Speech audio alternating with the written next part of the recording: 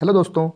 आज की कहानी जो होगी वो एक ऐसे गैंगस्टर के बारे में होगी जिसने केवल 17 साल की उम्र में ही अपराध की दुनिया में इतना नाम कमाया कि मरने के 2 साल बाद भी उसका नाम आज भी सुर्खियों में रहता है। अपराध की दुनिया में छोटी सी उम्र में ही वह पहुंच गया। मेरा नाम है टिंकू और आप देख रहे हैं दुनिया क्राइम की। दुनिया क्राइम की कहानी में आज की जो कहानी होगी वो होगी दुर्लभ कश्यप के बारे में। दुर्लभ कश्यप का जन्म मध्य प्रदेश के उज्जैन शहर में 8 नवंबर 2000 को हुआ था। यह बचपन में काफ़ी होशियार था और इसको फुटबॉल खेलने का काफ़ी शौक था। जैसे जैसे यह बड़ा हुआ वैसे वैसे इसके कदम अपराध की दुनिया में बढ़ते चले गए। शुरू में ये अपने ग्रुप के साथ रहा करता था और अपने ग्रुप में ही अपनी धोख जमाता था। जैसे जैसे बड़ा हुआ इसके ग्रुप ने गैंग का रूप ले लिया और इसकी गैंग का एक स्पेशल कोड होता था, जैसे बड़े बाल रखना, माथे पर लाल टीका लगाना, आँखों में काला सुरमा और काला गमछा। ये कोड दूसरों को भी बहुत ही आकर्षित करते थे और इसके ग्रुप में, इसकी गैंग में जो लड़के होते थे वो कम उम्र के लड़के होते थे, यानी कि 15 से 18 साल के उम्र के लड़के इसकी गैंग में शामिल होते थे। ये रात के अंधेरे से लेकर दिन के उजाले में रंगदारी करना, डकैती करना, मारपीट करना, मर्डर करना इत्यादि काम करता था।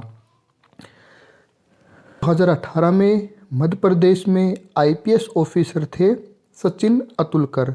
सचिन अतुलकर ने इसकी गैंग के 23 लड़कों को पकड़ा था, जिसमें कोई नाबालिग था और कोई बालिग था। 27 अक्टूबर 2018 को दुर्लभ को भी पकड़ लिया था और हालांकि 2018 में दुर्लभ जो था वो नाबालिग था, तो उसको जेल में तो रख नहीं सकते थे, तो इसलिए उसको बाल सुधार गृह में भेजा गया। फिर उसके बाद उसको 1 साल के लिए बाल सुधार में रखने के बाद 24 अप्रैल 2019 को इंदौर जेल में भेज दिया गया, जहां से उसकी उम्र 18 साल हो चुकी थी। अब 18 साल हो चुकी थी तो वो बालिग हो गया था। फिर उसके बाद इंदौर से उसको 1 साल के लिए भैरवगढ़ जेल में रखा।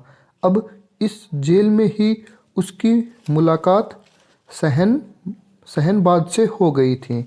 अब शहनबाज भी हालांकि अपराधी प्रवृत्ति का था, तो दुर्लभ कश्यप और शहनबाज की आपस में कहासुनी हो गई थी। अब इसी जेल में सचिन अतुलकर एक बार आए थे, तो उसने दुर्लभ कश्यप को समझाया कि जितनी तेरी उम्र नहीं है उससे ज़्यादा तूने दुश्मन पाल लिए हैं।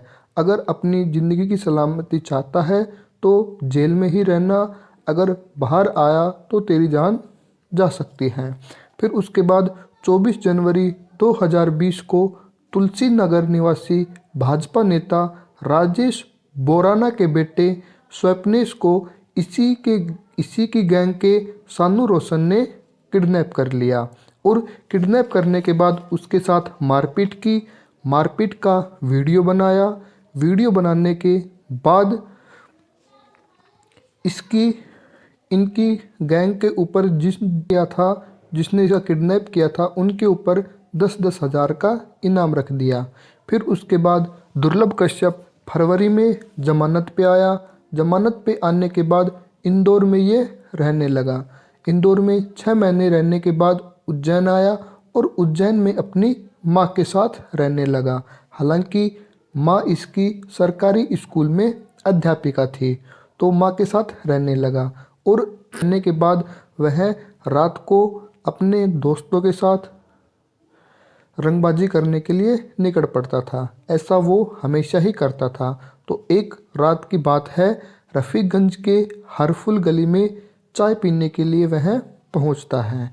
उसका एक साथी अमन पूरा रंगदारी करने के लिए दुकानदार से बोलता है और फिर दुकानदार उसको कुछ नहीं बोलता। फिर दुकानदार माधव नगर पुलिस स्टेशन में इसकी रिपोर्ट लिखवाता है।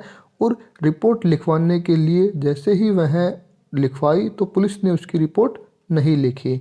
फिर उसके बाद रात को करीब 1 बजे दुर्लभ कश्यप उसी दुकानदार के पास आ जाता है।